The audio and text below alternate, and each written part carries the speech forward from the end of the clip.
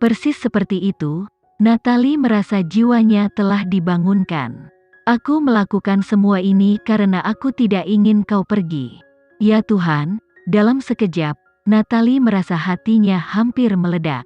Sukacita ekstrim menutupi tubuhnya dari kepala hingga kaki. Dia juga memutuskan untuk merespons dengan gerakan mengejutkan ketika dia memeluk leher Gilang. Kenapa kau tidak ingin aku pergi? Aku hanya tidak ingin. Aku bahkan memikirkan beberapa alasan untuk menahanmu, termasuk meledakkan sekring dan merusak keranku. Gilang memiringkan kepalanya dan menunjuk keluar ruang belajar. Natalie tertawa, aku tidak tahu bagaimana cara memperbaikinya. Juga, jika kau memecahkan keran, apakah kau berencana untuk membanjiri rumah? Gilang menundukkan kepalanya dengan malu-malu, tetapi setelah beberapa detik, dia tiba-tiba mengangkat kepalanya dan berkata, aku ingin memelukmu. Natalie tersipu. Di bawah pencahayaan ruangan, dia terlihat sangat menarik.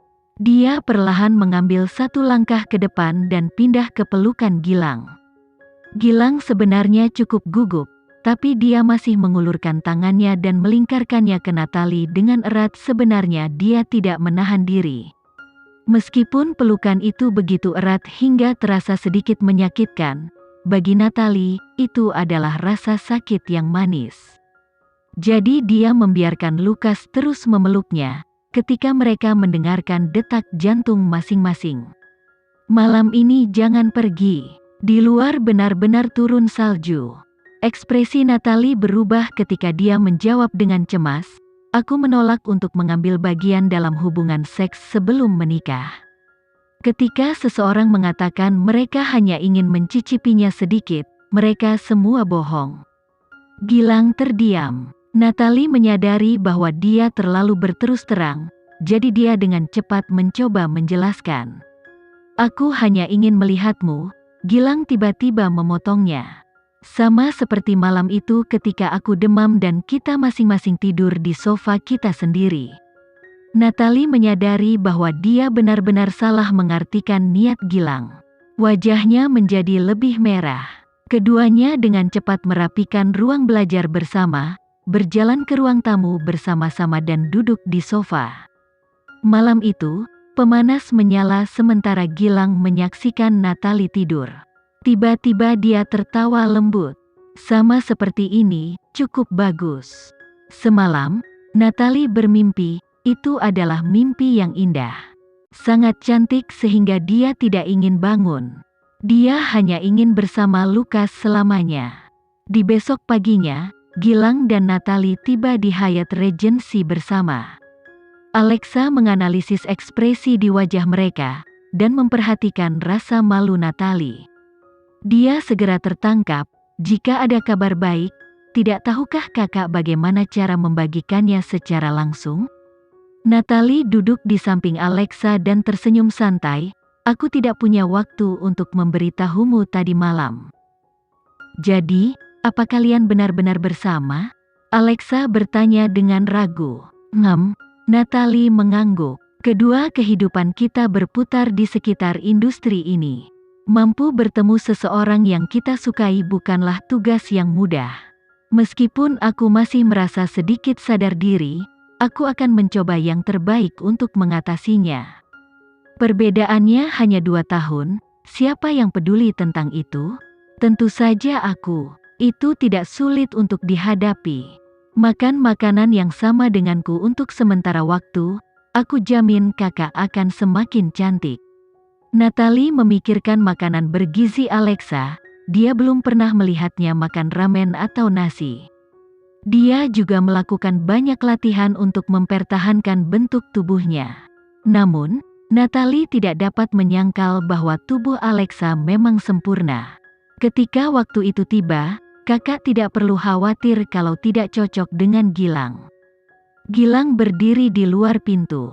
Ketika dia mendengar diskusi mereka, dia merasa sedikit malu, jadi dia memutuskan untuk mencari bosnya terlebih dahulu. Kenzie berada di tengah obrolan video. Setelah selesai, dia memandang Gilang, daftar program yang aku minta padamu untuk menyusunnya kemarin, Sudahkah kau menyelesaikannya?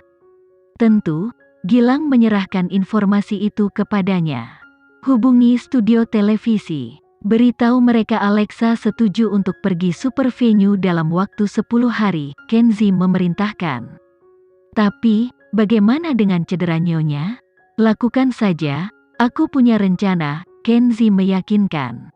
Saat ini program venue yang terbaik di negara ini, dan dapat menetapkan status Alexa sebagai model top.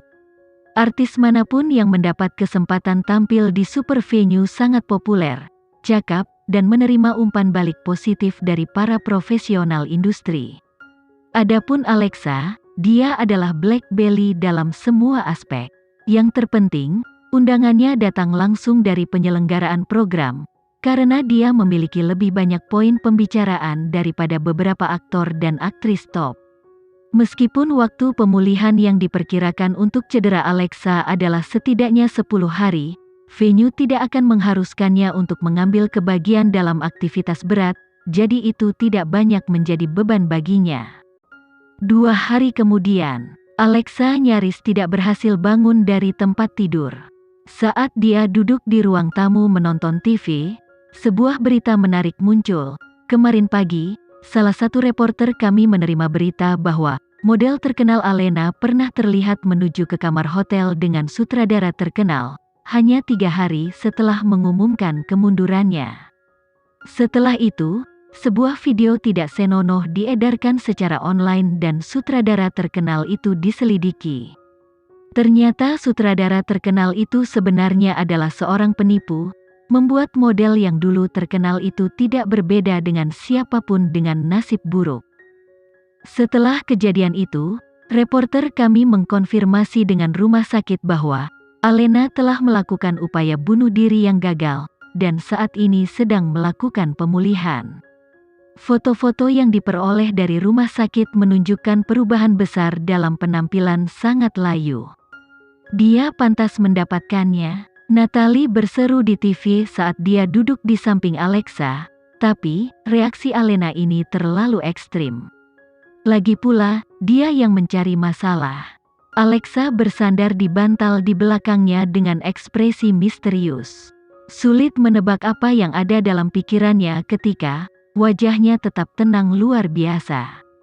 Alexa tidak mengatakan apa-apa, tapi itu bukan berarti netizen tidak akan membuat asumsi sendiri. Aku mendengar dari teman-teman di industri bahwa ini adalah upaya kejam Mandala untuk mendorong Alena ke jalan buntu. Aku tidak berpikir Mandala melakukan kesalahan. Dengan mengumumkan mundur dari industri, Alena menyarankan dia adalah penghasut di belakang cedera Alexa. Panggungnya sangat tinggi untuk Alexa jatuh, beruntung dia tidak kehilangan nyawanya. Dengan cara Mandala biasanya menangani masalah, tidak mungkin mereka membiarkannya pergi. Ini tidak seperti Alena melangkah keluar untuk meminta maaf atas apa yang telah dia lakukan. Itu benar, Mandala kejam, tetapi mereka tidak memaksa Alena naik ke tempat tidur seseorang.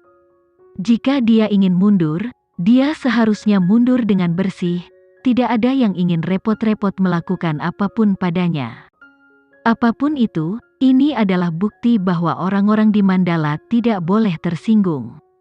Mulai sekarang, semua orang perlu mewaspadai mereka. Terutama jika seseorang menjumpai Alexa, mereka harus segera menghindarinya. Manajernya terlalu kuat, bahkan sebagai orang luar industri aku takut. Mulai sekarang, siapa yang berani jalan dengan Alexa? Natalie menelusuri komentar online dan melirik Alexa. Dia kira-kira bisa menebak apa yang terjadi dengan Alena. Alexa, karena seseorang mencari masalah denganmu segera setelah bos besar mengumumkan bahwa dia adalah manajermu, dia tidak punya pilihan selain menangani hal-hal seperti ini untuk mencegah masalah di masa depan.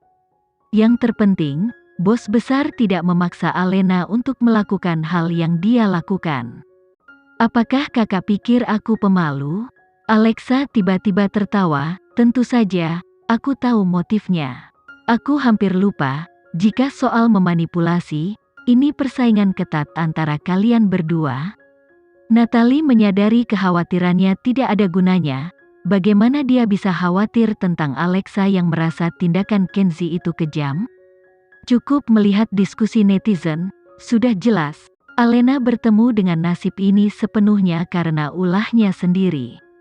Apakah Alexa akan merasa kasihan pada seseorang yang tidak memiliki harga diri? Seseorang harus menghadapi konsekuensi dari tindakan mereka.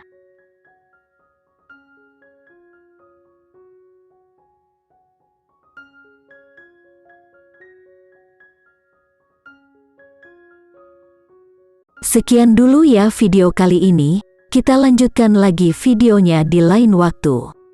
Oh iya, bagaimana menurut kalian? Semoga bisa sedikit menghibur kalian semua. Untuk teman-teman yang baru nonton, jangan lupa subscribe ya, hehehe. Dan kalau teman-teman ada yang ingin gabung langganan, bisa langsung gabung saja untuk dapat fitur yang menarik dan sedikit membantu Mimin. Terima kasih banyak sudah menonton, sampai jumpa lagi, bye.